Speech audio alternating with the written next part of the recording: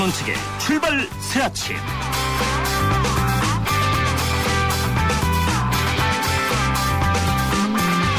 청취자 여러분 안녕하십니까. 출발 새 아침의 전원책 변호사입니다. 우리 헌법은 8조 사항에서 정당의 목적이나 활동이 민주적 기본 질서에 위배될 때에는 정부는 헌법재판소에 그 해산을 제소할 수 있도록 규정합니다. 어제 법무부가 통합진보당에 대해 위헌정당 해산 심판을 청구하기로 했다는 보도가 있었습니다. 결론적으로 절반은 오보였습니다. 법무부는 아직 확정된 건 없지만 위헌정당 태스크포스를 꾸려 현재 검토 중이라고 밝힌 겁니다. 이르면 이달 중에 심판 청구를 할 것으로 보이는데요. 그럴 경우 헌정사상 첫 경우가 됩니다. 10월 15일 화요일 순서입니다. 어제 통합진보당 이석기 의원의 내란 업무 사건 재판이 시작됐습니다. 다른 건 몰라도 내란 업무가 법정에서 명백히 입증된다면 우리는 참 좋지 못한 국회의원 선거 제도를 가진 셈이 됩니다. 오늘 2부에서 이 문제 하창우 전 서울변협회장과 함께 짚어보겠습니다. 어제부터 국정감사가 시작됐습니다. 국정감사와 이달 말 재보선에 임하는 여야의 입장. 어제 새누리당에 이어서 오늘은 민주당 박용진 대변인을 잠시 뒤 1부에서 연결합니다. 법무부가 전세를 월세로 전환할 때 상환 비율을 현행 14%에서 10%로 제한하는 주택 상가 임대차 보호법 개정안을 마련했습니다. 3부에서 전문가 의견을 듣겠습니다. 매주 화요일은 문화로 읽는 세상 마련합니다. 전인축의 출발사진 출발합니다.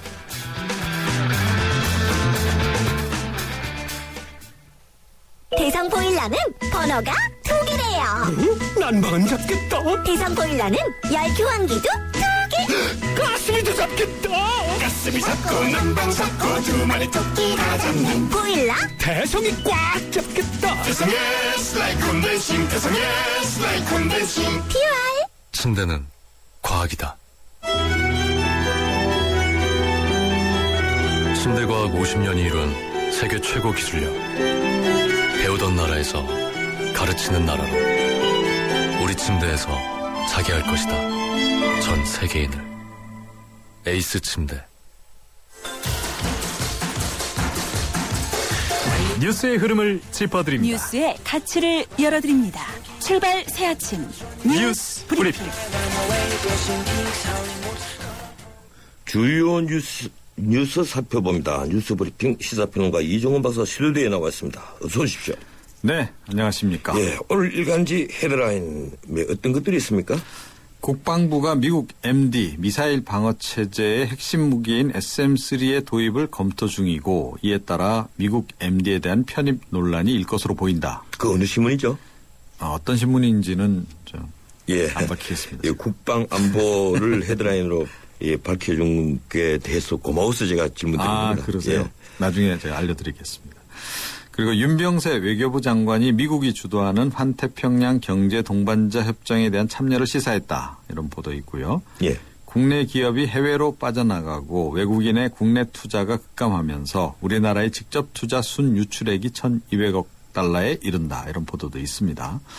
어제 국정감사에서 야당 의원들이 박근혜 대통령의 대선 공약 파기를 집중 추궁을 해서 박근혜 국감이 됐다. 이런 보도도 있고요. 군의 사이버 사령부도 지난 대선 당시 댓글 활동을 한 의혹이 또 불거졌다. 이런 보도도 있습니다. 예, 나중에 뉴스 두 개는 야당지겠군요. 예, 근데 MD 핵심 무기 SM-3 도입설은 예, 어떤 내용입니까? 이미 SM-3가 알려지긴 알려졌는데 비용이 네. 많이 들지 않습니까? 어제 국회 국방위가 열렸고요. 예.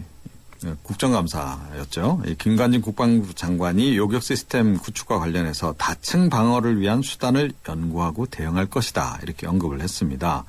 이 관련해서 국방부에 따르면 이 미사일 방어 능력 확충 차원에서 그 SM-3가 한국형 미사일 방어 KAMD 체제에 필요한지 여부를 검토 중이라고 하고요. 검토한 바도 지금 알려지고 있는데 이 기존 미사일하고 SM-3를 상호 보완적으로 운영할 경우에 미사일 방어 능력을 향상시킬 수 있다는 판단을 이미 내린 것으로 이렇게 알려지고 있습니다. 군당국은 지금까지 미국 MD 참여 논란을 의식을 해서 사실은 SM-3 도입 가능성 부인을 해왔는데 그 도입을 검토하기로 했다. 이런 얘기가 공식적으로 흘러나온 것이 이번이 처음입니다. 예. SM-3 이 재원이나 성능에 대해서 알고 계십니까? 네, 재원은 제가 구체적으로는 모르고요. 요격 고도가 700 내지 500km, 사거리가 이제 그 500km까지 가는 거죠. 북한 미사일을 이제 150km 이상 높은 고도에서 파괴할 수 있는 그런 요격 미사일입니다. 지금 현재 지상 배치 그 페이트리엇 팩2 개량형 팩3 미사일은 우리가 이제 가지고 있는데 10 내지 15km 저 고도에서만 요격을 할 수 있다는 거죠. 그래서 이걸 보완할 수 있는 그런 무기 체계다 이런 얘기고요. 군 차원에서는 이미 오래전부터 해군이 그 이지스함 장착용 SM-3 미사일 구입을 추진을 해왔습니다. 그리고 이 공군은 또 이와 별도로 미국 그 MD의 주력 장비 가운데 하나인 그 중저고도 방어 미사일 체계 그거 구입도 좀 추진을 해온 바가 있는데 이것도 또 어떻게 될지 모르겠습니다. 예, 이 SM-3 문제는 이 가격일 텐데. 네.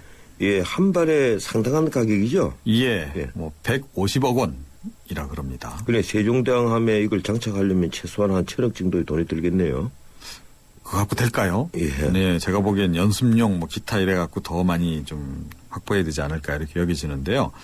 국민의 안전을 생각하면 결코 비싼 가격이 아니니까 빨리 구입을 해서 장착을 하자 이런 주장도 있고요.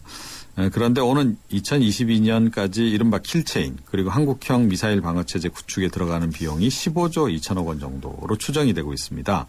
그런데 SM-3 구입까지 추가를 하게 되면 비용이 더 늘어날 가능성이 지금 없지 않습니다. 그래서 비용 논란도 상당히 또 뜨거울 것 같습니다.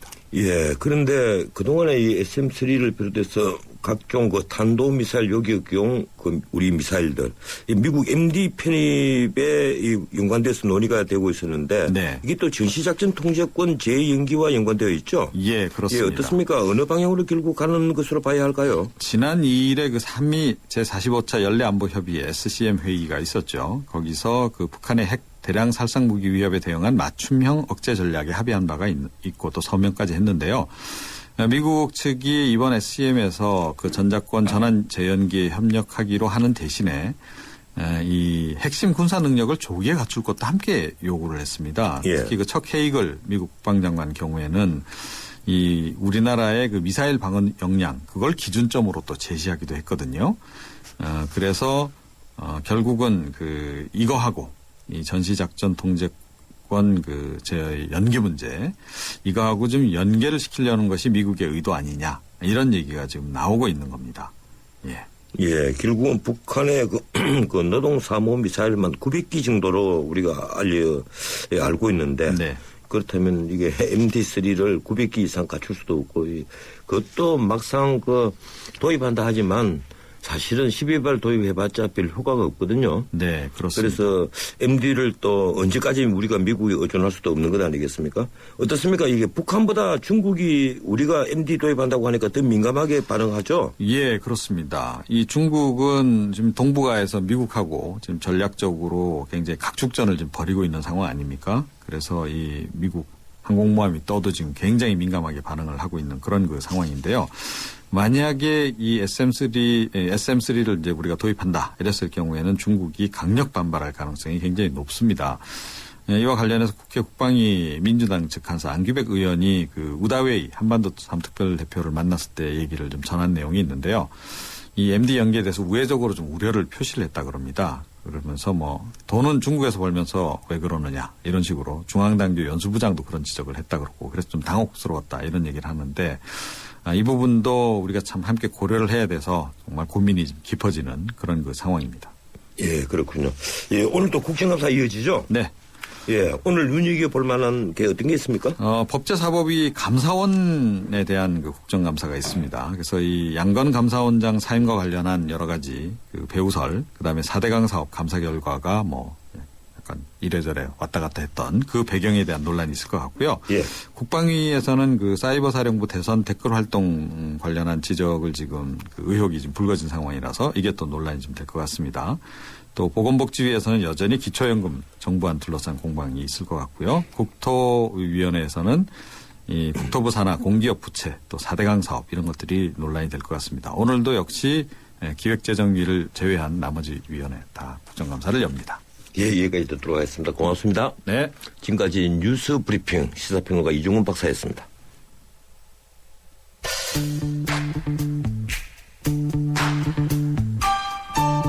전원책의 출발 새 아침은 누가 만들까요?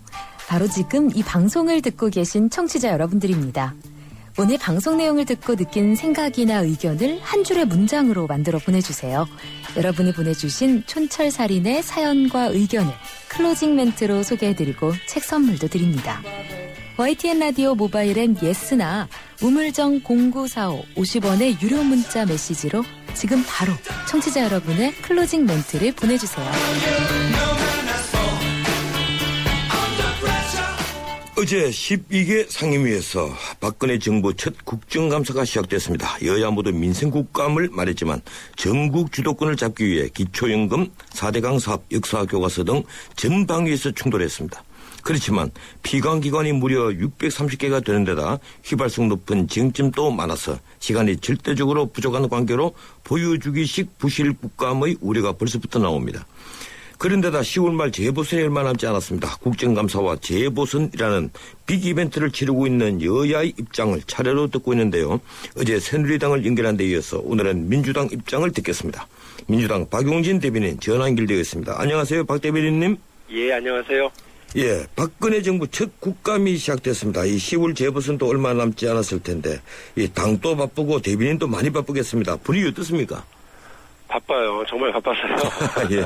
얼마 전에 김한길 대표 전국 순회 파랑새 버스 타고 다니면서 하셨잖아요. 예, 그걸 함께 다녀오셨죠? 예, 정신이 하나도 없어요. 박근혜 대통령 들어서고 이제 박근혜 정부하고는 이제 첫 국감이지만요. 예. 새누리당 정권으로 치면 이제 6년째 되는 정권 6년 차에 대한 국감이기도 합니다. 그래서 이것이 단순히 7개월, 8개월밖에 안 한 정부에게 무슨 국감을 할 수 있겠느냐 이렇게 보면 싱거운 국감이지만 새누리당 정권 6년을 바라보게 되면 상당히 짚을 게 많습니다. 방금 뉴스 브리핑 때도 들었습니다만 국방부의 사이버 사령부에서도 대선 당시, 총선 당시 댓글 작업이 있었던 거 아니냐라고 하는 의혹이 제기되고 있는 것도 예. 6년 차에 접어든 새누리당 정권이 얼마나 이렇게 부도덕한지에 대해서 짚을 수 있는 한 부분이라고 생각합니다. 예, 이 선거 얘기 먼저 좀 네네. 하겠습니다. 이 두 선거구, 그러니까 경기도 화성하고 포항 울릉남 이 두 선거구에 새누리당이 과거다 당선됐던 지역인데 예. 이 새누리당은 아니나 다를까 이 거물들을 공천했습니다. 네. 근데 민주당은 지역위원장들을 공천했는데요. 네. 이 김한길 대표가 얼마 전에 인터뷰를 보니까 총력을 다한다 이렇게 얘기를 했지만 예. 사실 언론에서는 새누리당의 승리를 점치는 의견이 더 많습니다. 어떻습니까? 성산을 어느 정도로 보고 있습니까? 저희가 객관적인 상황에서 쉽지 않다고 하는 것은 모두가 알고 있는 일입니다. 하지만 예. 민주당이 이와 관련해서 지레 포기하거나 혹은 기운 빠져 하거나 이러진 않습니다. 어제 제가 포항에도 다녀왔고요. 포항 가보니까 참 오랫동안 우리 허대만 후보 같은 경우는 참 오랫동안 지역에서 계속 활동하고 또 선거도 여러 차례 이제 도전을 했던 경험이 있는 예. 사람입니다. 지역 주민들이 민주당에 대한 민주당에 대한 이제 신뢰 문제에서는 약간 주저하지만 후보에 대한 믿음과 신뢰는 분명히 있더라고요. 그래서 당에 변화하겠다. 그리고 허대만 후보를 당선시키는 것, 또 화성에서는 우리 5.16 후보를 당선시키는 것이 민주당의 변화고 한국 정치에 큰 변화를 가져올 거다라고 하는 걸 중심으로 해서 유권자들을 만나고 있고 양쪽에서 새누리당이 거물을 냈다고 얘기하셨지만 흠이 큰 거물들이시죠. 예. 그래서 이분들에 대항해서 저희는 40대 젊은 후보들로 지금 거세게 도전하고 있고 유권자들의 마음도 변하고 있는 중이라고 생각합니다. 예, 성산이 높아서인지 새누리당 황우여 대표는 조용히 선거를 치르겠다, 정책 선거하겠다 이렇게 이제 말했는데 이 민주당은 어떻습니까? 당 지도부가 이 총력을 다한다고 말은 했는데 선거 전에 직접 지원은 나갑니까? 예, 일단 내일 같은 경우 화성에서 현지 최고위원회를 개최하고 지도부 전체가 총출동해서 지원을 하기로 했고요. 다음 예. 주 수요일 날 포항에서 현지 최고위원회를 개최해서 또 지도부가 총출동합니다. 그리고 양쪽 다 최고위원 한 분씩이 선대위원장을 맡아서 국감 중임에도 불구하고 지원을 하기로 했고요. 또 상임위별로도 각 지역의 주 민원들과 현안들이 있지 않습니까? 예. 이 부분을 좀 챙기기로 했어요. 왜냐하면 새누리당의 국회의원들이 내리 당선되던 지역이라서 현안이 없을 것 같지만 사실 새누리당이 당선되고도 지역 민원을 제대로 챙기지 못하거나 공약을 뒤집거나 위반한 경우들이 많아가지고요. 또 지역 주민들은 지역 주민들대로 민주당에게도 요구하거나 기대하는 부분들이 있으시더라고요. 그런 부분은 상임위별로 좀 챙겨서 간접적으로 지원도 하기로 했습니다. 예. 이 우문 현답을 기다리면서 이 우문 하나 드리겠습니다. 이 화성갑에 손학규 후보 출마하라고 하는 이 수많은 당의 요구를 거절하고 그 뒤에 안철수 의원을 만났지 않습니까? 그래서 네. 자연스럽게 손학규 안철수 연대설이 나오는데 이 민주당에서는 어떻게 보고 있습니까? 뭐 언론에서 손학규 안철수의 이 연대설은 뭐 벌써 한 1년 전부터 나왔던 얘기니까 그건 예. 뭐 새삼스러운 일은 아닌 것 같고요. 신경 안 쓸 모양이죠? 또 손학규 후보가 출마 안 하는 것과 관련해서는 저희는 이제 이미 끝난 뭐 축구도 그렇고 바둑도 그렇고요. 이미 끝난 플레이에 대해서는 더 이상 생각하지 않고 지금의 문제, 지금의 플레이에 집중하는 것이 맞다고 생각합니다. 예, 이미 끝난 플레이다 이렇게 보시는군요. 예, 알겠습니다. 장기적으로 지금 민주당이 야권 연대, 예, 이걸 계획하는 것 같아요. 근데 통합직무당만 쑥 빼고 나머지 이제 야권을 다 모으는 것 같은데 어떻습니까? 그 전에 먼저 정책의 차이를 좁히는 것이 우선되어야 하지 않겠습니까? 뭐 옳으신 말씀이고요. 지금 그런데 저희가 하는 것이 이른바 이전에 우리 국민들이 보아왔던 야권연대가 아닙니다. 그러니까 다시 말씀드려서 이전에 야권연대다 이렇게 표현을 하면 선거 신기에 임박해서 후보 조정을 중심으로 상층 사이의 협상을 야권연대라고 표현했던 거죠. 근데 지금은 그게 아니고요. 민주주의 회복과 국정원 개혁이라고 하는 당면한 하나의 현안, 그 사안을 두고 선거와 무관하고 정치권에서 중심이 되는 것이 아니라 아래로부터의 이제 범국민 연대를 얘기하는 겁니다. 그래서 예. 너무 정치적인 걸로 해석하고 바라보는 것에 대해서는 저희가 좀 걱정을 하고 있고요.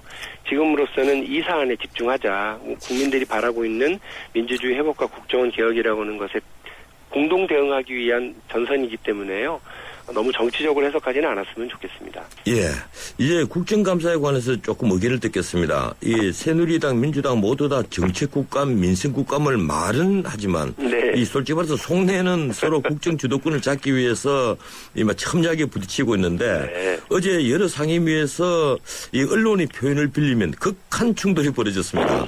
예, 그런데 제가 보기로는 이미 다 한번 걸렸던 문제들을 다시 또 떠드는 것 같았어요. 예, 어떻습니까? 지금 우리 민주당 속내도 역시 국정 주도권 한번 잡아보겠다 이것 아닙니까?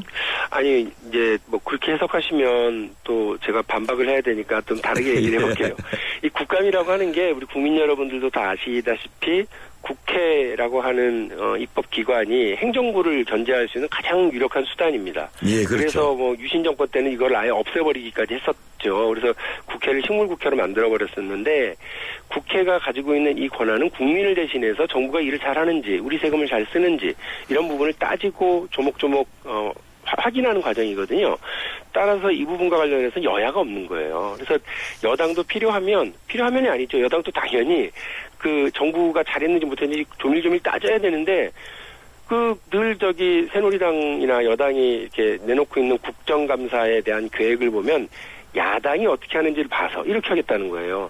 왜 행위 주체가 야당부터 시작이 돼야 됩니까? 그러니까 정부가 어떤 일을 했는지를 먼저 보고 그걸 따지겠다로 시작하셔야 되는데 민주당이 정부를 비판하고 견제하면 왜 왜 정부를 비판하고 견제하냐고 그러면서 여당이 감싸기를 하니까 여야 간의 국감장 현장에서 상임위별로 충돌이 벌어지는 거죠. 뭐 흔한 예로 우리 국정원 대선 개입과 관련된 국정조사 특위에서도 국정원의 잘못을 지적하려고 그러니까 그걸 감싸려고 하다 보니까 우리 여야 간의 충돌이 자꾸 벌어졌던 거거든요. 그래서 새누리당한테 부탁드리는 건데 국회에서의 국회의 역할, 국회의원으로서의 역할, 국민들을 대신하는 역할을 좀 충실하게 해주시면 여야 간에 이렇게 충돌 벌어질 일은 없다고 생각해요. 민주당이 물론 정부를 공격하고 비판하는 입장이 있습니다. 그 야당이니까 그렇죠. 그렇지만 아무 근거 없이 떼쓰듯이 그러진 않잖아요. 그래서 새누리당이 그 부분을 좀 잘 처신을 좀 해주시길 기대를 해보겠습니다. 예, 박 대변인은 그렇게 말씀을 하시지만 솔직히 과거에 그 민주당이 집권했던 10년 동안에도 정부를 그 여당이 보초 쓰는 것은 그때도 그 마찬가지지 않습니까? 그때도 국민들은 똑같이 비판했어요. 예, 그래서 똑같이 그랬죠. 예. 근데 이번 국정감사 피감기관이 과거 김대중 정권 때에 비해서도 무려 2배 정도가 됩니다. 무려 630개예요. 그렇다고 해서 국정감사 기간이 늘어나는 것도 아니고 불과 20일인데 지금 상임위별로 휴일도 없이 감사해도 하루 4개 내지 5개 정도를 감사를 해야 될 판인데 이 현실적으로 불가능한 것으로 보이거든요. 그래서 자연히 지금 보여주기식 호통 국감 이렇게 될 것 아니냐 이런 예상이 벌써부터 나옵니다. 어떻게 보십니까? 예, 그런 지적 일정하게 타당하다고 생각합니다. 말씀하신 것처럼 너무 인력이랑 시간은 그대로인데 피감 기간은 늘어나고 대상 증인도 많이 늘어났죠. 근데 일단 이것을 저는 이렇게 해석을 해요. 작년에도 물론 국감이 있었습니다만 작년 국감 같은 경우는 대선을 앞두고 사실은 다들 모든 정신이 대선 쪽에 다 가 있었기 때문에요. 이번에야말로 좀 제대로 하는 국감, 이제 이번 19대 국회에 들어서 제대로 하는 첫 번째 국감이라고 보고 있는데 그런 의혹이 많이 앞섰다고 생각을 하고 또 이와 관련해서 여야가 어쨌든 공동으로 합의해서 짚어야 될 부분들이 많다고 서로 합의해서 내놓은 거니까 날린 국감이 되지 않도록 국민들이 많이 감시하셔야 될 것 같고 여야 지도부가 또 이 부분과 관련해서 적극적으로 그 지휘 통제하고 있으니까요. 예. 적어도 날림 국감 소리는 듣지 않도록 하겠습니다. 없는 시간에 자꾸 상임위별로 충돌해가지고 시간 흘려보내는 거 너무 아까워요. 그래서. 예, 그렇죠. 이 박 대변인께서는 지금 의혹이 앞섰다 이렇게 표현을 하시지만 이번에 그 정인들 신청한 걸 보면 또 그렇지 않은 것 같아요. 이 기업인 숫자만 하더라도 200명 정도가 되는데 물론 문제 있는 기업인이야 다 불러드려야 되겠죠. 근데 전부는 아닌 것 같고 이 재계에서는 벌써부터 기업 옥죄기 아니냐 하는 불만이 좀 쏟아집니다. 과거 정인으로 불려갔다가 질문 하나 받지 못하고 돌아간 경우도 허다한데요. 어떻습니까? 이게 의혹 과잉입니까? 아니면 무소불위의 어떤 국회의 전횡을 보여준다고 봐도 되는 것 아니겠습니까? 이 질문에서 제가 한 가지 말씀드릴 게 있는데 기업인들 이제 많이 직원으로 채택했다 이러니까 정인 4명 중에 3명꼴로 기업인이 있더라고요. 그와 관련해서 기업 쪽에서는 이제 볼멘 소리를 하는 모양이에요. 근데 이와 관련해서 새누리당이 이제 변명이 너무 비겁했어요. 야당이 떼쓰니까 어쩔 수 없었다 이렇게 얘기를 하는데 아니 무슨 야당이 떼쓴다고 그걸 받아줍니까? 그리고 국회에서 증인을 채택한 건 여야가 아니라 국회가 결정한 거잖아요. 증인 채택을 한 거지 않습니까? 그러니까 이거를 야당한테 떠넘기는 방식으로 하면 너무 비겁한 거예요. 실제로 저희들이 그 민주당이 요구한 분들에 관련해서는 다 이유가 있었고 그 이유에 타당성이 존재하기 때문에 여당도 받아주고 함께 했던 거 아니겠습니까? 근데 이제 와서 앞에서는 얘기 못하고 뒤에서 기자들에게 야당이 하도 그래서 그래 이렇게 얘기하는 건 새누리당이 여당답지 못한 처신이신 것 같고 저희도 그 기업인들에게 무슨 겁주려고 혹은 아까 말씀하신 것처럼 무소불위의 권위를 휘두르보려고 그러는 것이 절대 아니고요. 지금 사실 국회나 특히나 야당이 무슨 휘두를 권력이 뭐가 있습니까? 잘못된 거 따져보고 그리고 시정해야 될 거를 지적하겠다는 건데요. 우리 기업이 특히나 지난 대선 때부터 우리 사회의 주요 화두로 제기되고 있는 경제 민주화 그리고 가불 문제에 있어서 횡포의 시정 이런 문제에 있어서 아직 우리 기업이 시대의 요구를 제대로 따라가고 있지 못한 부분들이 많이 있습니다. 이거는 정경련이나 경총이 앞장서서 스스로 해줘야 될 문제예요.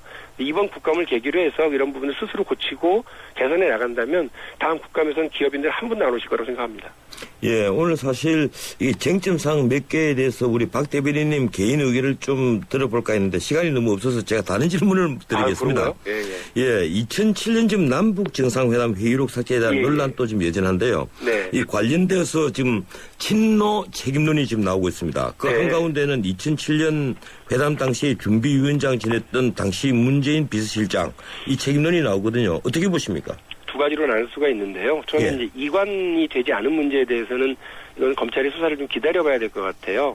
이 부분에 대해서는 지금 현재 아는 사람이나 정확하게 대답할 수 있는 위치에 있는 사람이 없는 것 같습니다. 그래서 이 부분은 어쨌든 잘못된 상황이 벌어진 거잖아요. 이 부분은 검찰 수사를 가해서 확인이 좀 돼야 될 것 같고요. 일단 중요한 건 그거 같습니다. NLL이라고 하는 우리의 북방 한계 영토 선과 관련해서요. 이것이 현재 우리의 실질적인 그 통제권을 가지고 있는 우리 영토로 존재하고 있고, 또 그 당시 이와 관련해서 김장수 장관, 김장수 지금 이제 실장이죠. 김장수 장관 같은 경우가 이 NLL과 관련해서 명확한 입장이 노무현 대통령이 있었고 참여정부에 있었다고 하는 걸 확인을 하고 있지 않습니까? 예. 사실은 이제 더 논쟁을 지속해야 될 이유나 필요성이 존재하지 않는 거죠. 그래서 우리 영토는 우리 영토도 존재하고 있으니까 이 논란은 논란대로 정리를 해야 된다. 그리고 이제 말씀하신 것처럼 그 문재인 이제 의원에 대한 책임론 얘기들을 하는데요. 실제 아주 뭐 팩트만 놓고 보면 문재인 의원은 사실은 이관 문제에 대한 책임을 지겠다는 게 아니라 노무현 대통령이 정상회담 과정에서 NLL을 포기하겠다는 발언이 있으면 책임지겠다고 얘기하신 거예요. 근데 이 발언이 있었다고는 누구도 얘기하지 않습니다. 못합니다. 왜냐하면 없으니까요.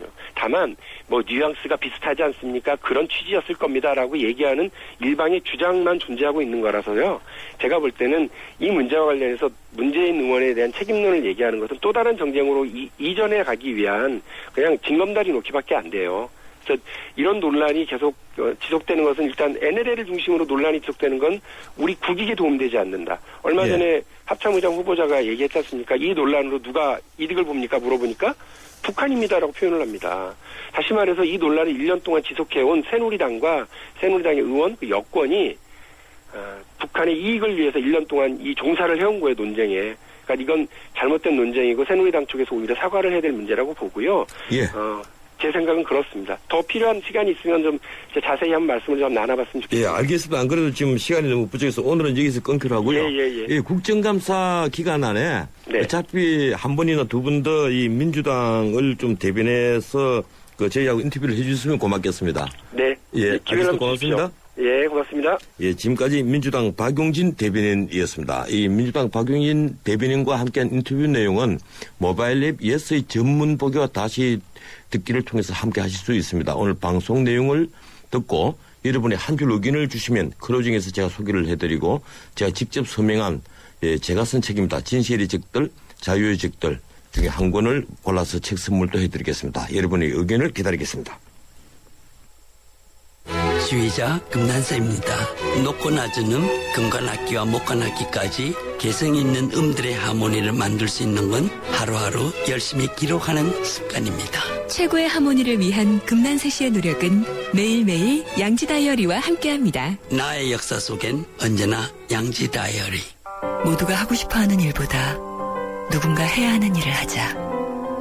오늘의 이익보다는 내일 더 필요한 일을 하자.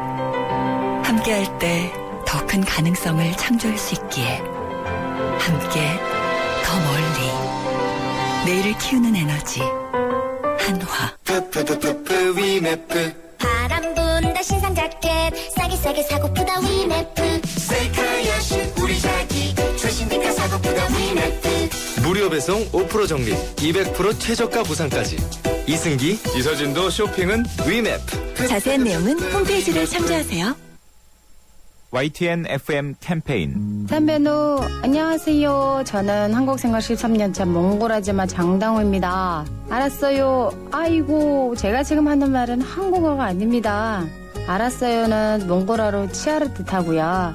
아이고라는 단어는 전말이라는 몽골어입니다. 똑같은 발음 때문에 놀라셨죠? 이처럼 많은 공통점에도 불구하고 다문화 가정을 바라보는 차가운 시선은 여전하기만 합니다. 여러분, 피부색이 달라도 우리말이 서툴러도 따뜻한 시선으로 마음의 간격을 좀 좁혀보는 건 어떨까요? 이 캠페인은 글로벌 뉴스리더 연합뉴스와 함께합니다.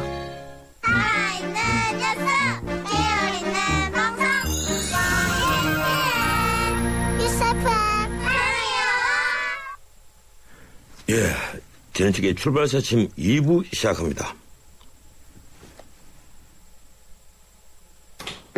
외출할 때 보일러를 깜빡하면 큰일. 집에 아무도 없으면 더 큰일. 그래서 경동나비엔이 개발했다. 언제 어디서나 스마트폰으로 컨트롤하는 스마트톡 보일러. 보일러 여기까지 왔다. 국가대표 보일러. 경동나비엔 나랑 결혼해줄래? 내 속까지 풀 스테인리스로 건강하고 깨끗하게 지켜주고 아껴주고 싶으니까 코코 풀 스테인리스 2.0 에코. 매일 너와 쿠쿠하고 싶어. 쿠쿠. 아이고 우리 심청이가 팔려가다니. 그래도 내 걱정은 하지 마셔. 심청이가 안심폰을 주고 갔으니까 이 안심폰은 24시간 긴급 출동의 건강상담 서비스까지 받을 수 있어이다. 알뜰폰에 새콤을 더하면 S1 안심폰. 삼성 디지털 프라자에서 만나세요. 자동차 1년에 얼마나 타세요? 한 9,000km? 사고 난 적은요? 3년간 없죠. 그럼 보험료 할인 더 받으셔야죠. 마일리지로 할인받고 3년 무사고로 또 한 번 할인. 악사 다이렉트 자동차 보험 1566 악사 다이렉트. 가입 시 유의사항을 꼭 확인하세요.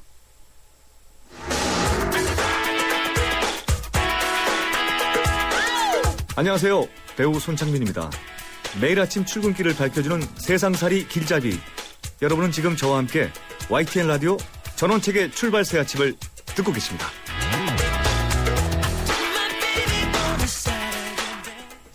내라는 모 혐의 등으로 기소된 통합진보당 이승기 의원과 함께 기소된 4명에 대한 공판 준비 기일이 어제 오후 수원지방법원에서 열렸습니다.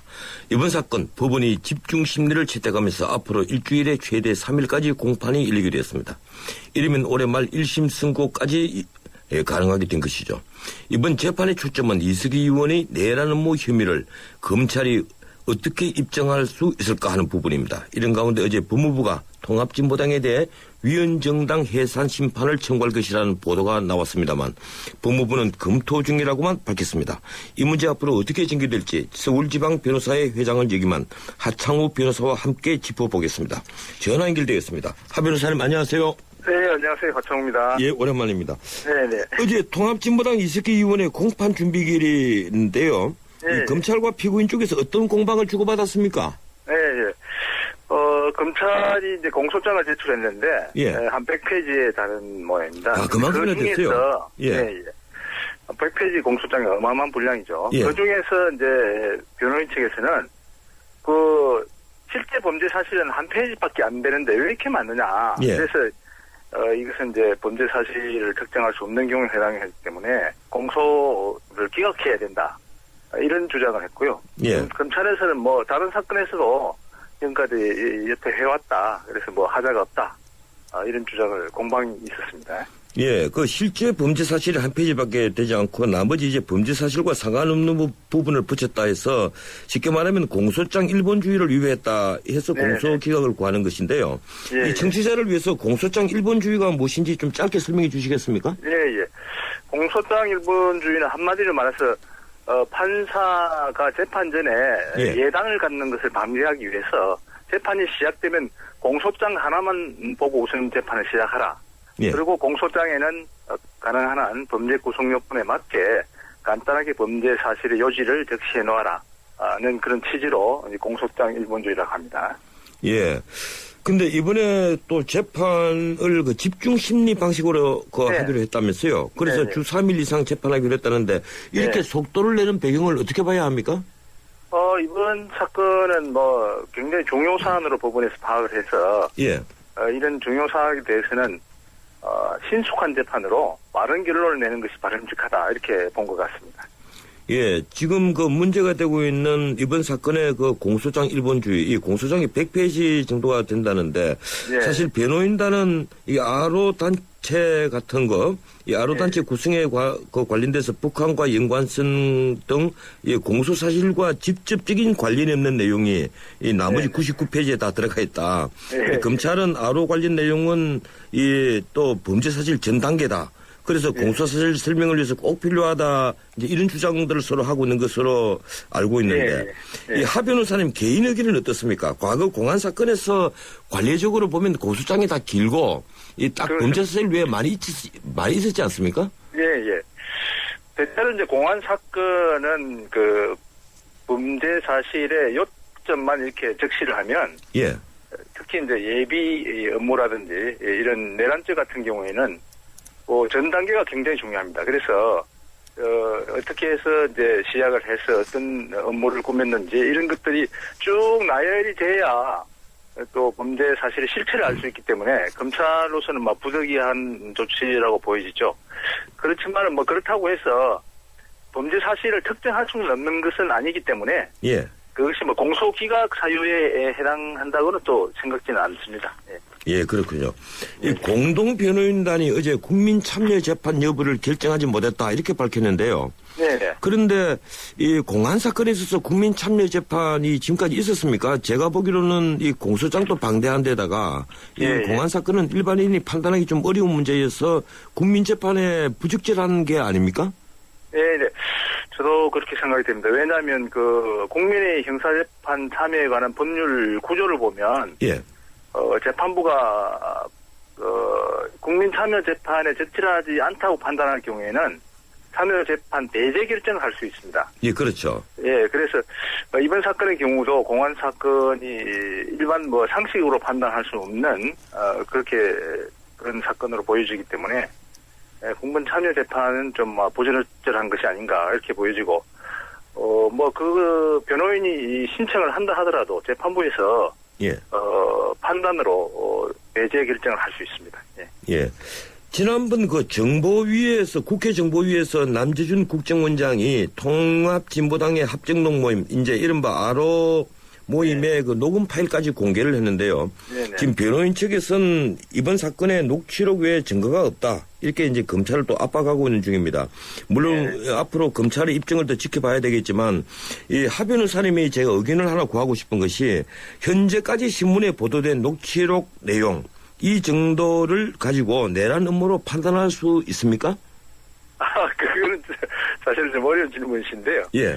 그건 사법부에서 이제 최종 결정을 해야 될 것으로 보이고요. 제가 여기서 내용이, 녹취록 내용이 내란 음모 수준에 해당되느냐 안 되느냐고 단정적으로 말씀드리긴 힘듭니다. 다만, 그러한 것들이 어떤 폭파 모의를 했다는가 하는 거 보면 상당한 의심의 여지는 많이 있겠죠. 지금 제가 여기서 말씀드리는 건 좀 부적절하다 보이죠. 아니, 제가 의견을 구하는 것은 그 녹취록이 이제 증거로 나오고, 물론 테이프로 나오겠죠. 그리고 제보자인 이모 씨가 법정에서 증언을 하면 유죄 판결을 이제 내리기 충분한지 여부. 저만 그런가 싶어서 제가 여쭤보는 겁니다. 수준이 문제겠죠. 과연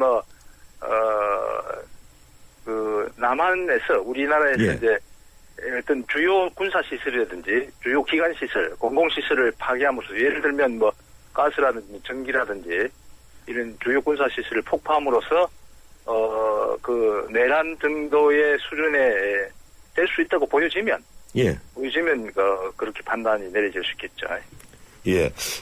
아시겠지만 어제 법무부가 통합진보당에 대해서 위헌정당 해산 심판을 청구할 것이다. 이런 보도가 이제 낮에 나왔습니다. 그런데 법무부가 기자들이 확인을 하니까 아직 해산 심판 청구를 결정한 것은 아니고 태스크포스를 구성해서 검토 중이다. 이렇게 밝혔는데 현재 분위기로는 이제 해산 청구로 가는 것 같습니다.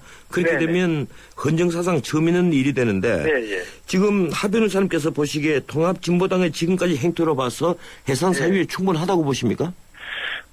그건 이제 헌법이나 헌법재판소법에 규정되어 있는 단핵 사유, 정당 해산 사유. 그러니까 정당의 목적이나 활동이 민주적 기본 질서에 위배되느냐 여부가 이제 초점이 되겠습니다. 그래서 지금까지의 통합진보당의 활동이 목적이나 활동, 이 민주적 기본 질서에 위배되느냐 이것을 판단해야 되는데요. 목적은 정강에 나와 있기 때문에 알 수 있을 것이고 활동이 과연 무엇이냐 이것이 문제인데요. 정당의 활동이라는 것은 정당 자체의 활동뿐만 아니라 독일의 경우를 예를 비춰봐도 정당원, 예를 들면 국회의원의 활동, 또 소속 정당원의 활동이 이 민주적 기본 질서에 위배되는 경우에도 정당 해산 사유에 해당된다고 봤습니다. 근데 과거 한 10년 전에 제가 정당 이름은 되지 않겠습니다만은 이 특정 정당의 이 정강 정책을 보면 대기업의 지분을 환수해서 서민과 노동자들에게 무상으로 이제 나눠준다. 이런 조항까지 있었습니다. 그래서 그때 저도 이게 당연히 이것은 공산주의적 규정으로 이 정당의 목적이 이르면 해산 사유가 된다고 봤는데 문제는 지금까지 한 번도 법무부가 그걸 건드리지 않았거든요. 근데 이번에 이제 이스키 사건이 터지니까 정당 해산 사유가 되지 않느냐 이렇게 보는 것 같는데 지금 또 하필이면 이때 이 법원 항소심에서 지난번 통진당 그 비례대표를 뽑는 과정을 대리투표에 그 무죄 판결이 나왔습니다. 물론 일부지만요. 그래 하 변호사님께서 그래서 이 현재까지 상황으로 봐서 이만하면 충분히 정당 해산 재수 사유에 해당하는지 여부에 대해서 제가 의견을 듣고 싶어서 묻는겁니다. 어떻습니까? 그것도 뭐 사법부 판단이 이제 최종 결정이 나올 것이고요. 근본적으로는 이제 뭐 정당 해산의 판단은 헌법재판소에서 하기 때문에 헌법재판소에 이제 최종 결정이 나와야 알겠습니다만은 과연 그 정당의 목적은 뭐 나와 있는데 활동이 정당의 활동, 그 소속 정당원의 활동이 민주적 기본 질서라는 것은 결국은 민주주의를 말하는 것이고 여기서 말하는 민주주의라는 것은 방어적 민주주의입니다. 그러니까 민주주의를 지키기 위해서는 이 민주주의를 무너뜨릴 만한 그런 해악을 끼치는 정당을 우리는 가만둬서는 안 되겠다. 이런 정당을 해산시켜서 없애야 된다. 이런 방어적 민주주의, 독일의 이제 라드부르가 말하는 그 방어적 민주주의에서 나온 개념인데요. 이런 그 방어적 민주주의 개념에서 비춰본다면, 민주주의, 자유민주주의 체제를 부정한 정당은 해산시켜야 된다고 이렇게 봅니다. 그 우리가 민주주의 기본 질서라고 하면 이제 기본권 보장이나 재산권 보장 혹은 복수정당 제도, 선거제도, 권력분리 뭐 이런 것들인데요. 대표적으로 이 선거제도를 들 수가 있는데 지금 이번에 서울고등법원 통진당 비례대표 부정선거에 대해서 무죄를 선고를 했거든요. 그렇습니다. 이번 그 고등법원 판결 이건 어떻게 보십니까?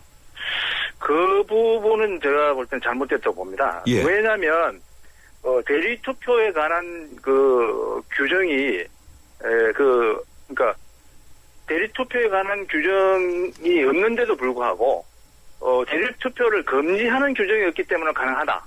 이렇게 판단하는 것은 그 법리적인 해석도 잘못됐다고 봅니다. 왜냐하면 그와 같은 논리라면 공개투표를 하는 규정, 금지하는 규정도 없기 때문에 투표를 공개도 된다. 이런 논리가 되는 것이거든요. 그러니까 일반적으로 투표라는 것은 보편직입니다. 보통, 평등, 비밀, 직접 선거하는 것이 이제 투표하는 것이 이제 일반적인 원칙이고 만약에 대리 투표를 할 수 있다고 한다면 그것은 예외 규정으로서 규정을 둬야 됩니다. 예외적으로. 그렇게 그러니까 대리 투표를 어떤 경우에는 직접 투표가 아닌 대리 투표를 할 수 있다. 이런 규정을 둬야만 대리 투표 가능한 것인데 이때 이제 법원에서는 어떻게 했냐면 그것을 대리 투표를 금지하는 규정이 없기 때문에 가능하다. 이렇게 본 것이거든요.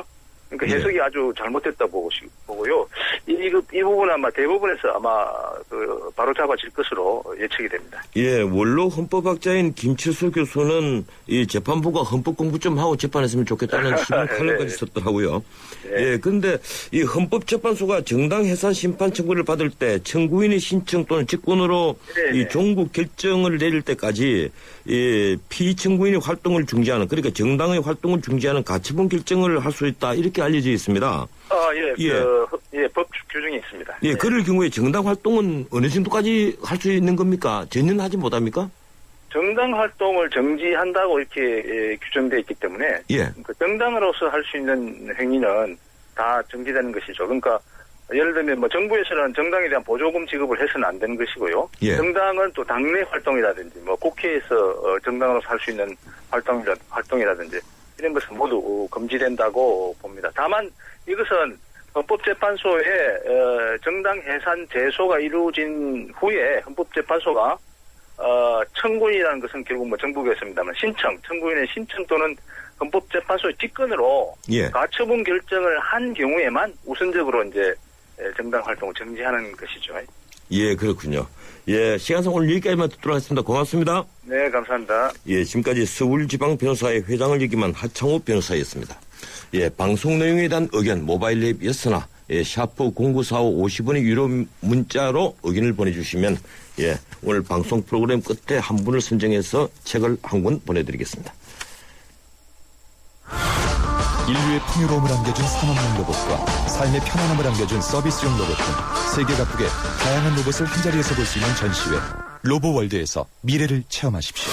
전 세계 다양한 로봇이 모인 로보월드는 10월 24일부터 27일까지 일산 킨텍스에서 만나실 수 있습니다. 안녕하십니까. IBK 홍보대사 송혜입니다. IBK 기업은행은 대한민국 국민 모두가 거래할 수 있는 은행입니다. 국민 여러분, 기업은행에 예금하면 기업을 살립니다.